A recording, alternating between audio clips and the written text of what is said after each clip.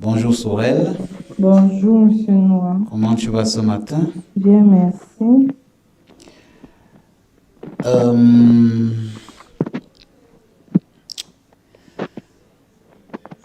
je souhaite que tu essayes de répondre à quelques questions en relation avec notre culture camerounaise D'accord, dans le volet de la communication.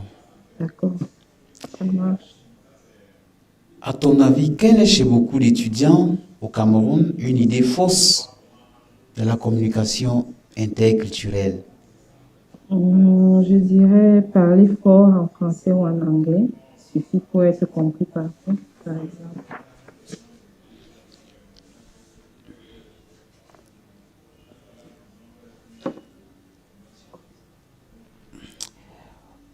Parler fort en anglais ou alors en français Oui, suffit pour être compris. Effectivement, c'est une idée fausse. en effet. Lequel des exemples, c'est ce que je veux dire? Parce que le feedback dit dans un pays multilingue comme le Cameroun, la communication intellectuelle ne se limite pas à parler la langue officielle. Elle implique la prise en compte des langues nationales. Mais je crois qu'ici, le feedback est bon. Ok. Tu vois, non? Je continue alors. Tu vas faire le montage, non? Oui, je vais faire le montage. Continue. Non, je continue. Dans un pays multilingue comme le Attends, je Cameroun, préfère reprendre la question, hein. ok. Quelle est selon toi, chez beaucoup d'étudiants au Cameroun, une idée fausse sur la communication intellectuelle efficace? Je dirais parler fort en français ou en anglais suffit pour être compris partout. Dans un pays multilingue comme le Cameroun, la communication interculturelle ne se limite pas à parler une langue officielle. Elle implique la prise en compte des langues nationales, des codes locaux et des relations de pouvoir liées aux langues. Oui, mais lequel de ces exemples illustre un malentendu lié au non-verbal dans une université ou alors dans une grande école camerounaise? Un étudiant évite le regard direct avec un enseignant et est perçu comme irrespectueux. Dans certaines cultures camerounaises, baisser les yeux est un signe de respect, alors que dans d'autres, le regard direct est valorisé. L'enseignant peut donc mal interpréter le comportement de l'étudiant.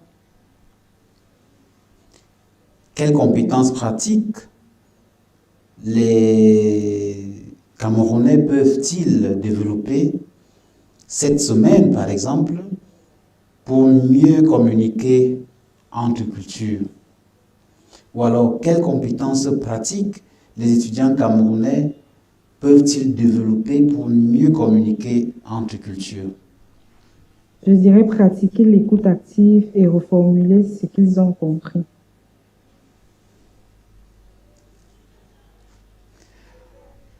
Dans le monde actuel, celui qui est numérisé, comment mieux transmettre les différences culturelles par email ou alors par messagerie? Une manière de mieux transmettre les nuances culturelles serait en précisant le contexte et le niveau de formalité attendu. Dans les échanges électroniques entre régions ou pays, par exemple un étudiant et un encadrant étranger, expliciter le ton, le but du message et quelques formules de politesse adaptées aident à éviter les malentendus. Oui, parmi ces situations, laquelle illustre un malentendu interculturel, surtout celui qui est fréquent entre les étudiants camerounais? Un étudiant anglophone interprète le silence d'un camarade francophone comme des intérêts alors qu'il cherche simplement ses mots. Dans un environnement bilingue, le silence peut traduire une difficulté linguistique ou une timidité liée à l'insécurité linguistique et non un manque d'intérêt. Comment un étudiant peut-il adapter sa communication avec des personnes de cultures différentes?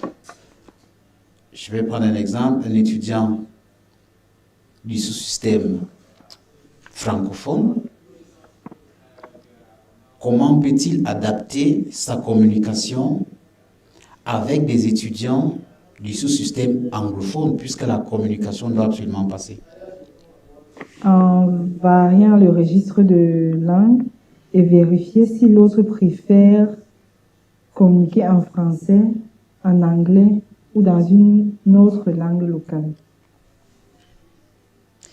Qu'est-ce qu'un étudiant camerounais peut apprendre dans un environnement multiculturel? De nouvelles façons de communiquer, de négocier les différences.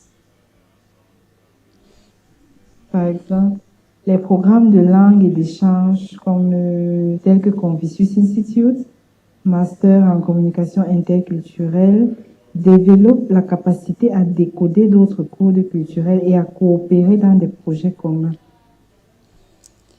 Et comment étudier dans un cadre multiculturel comme Yaoundé, Douala, Buea, Bertoua, Maroua, qui sont des villes camerounaises? Comment peut-il renforcer la confiance en communication globale? En obligeant l'étudiant à interagir avec des personnes de régions et pays variés dans plusieurs langues. La participation à des programmes multilingues ou à des clubs internationaux donne aux étudiants camerounais un entraînement réel à la communication globale.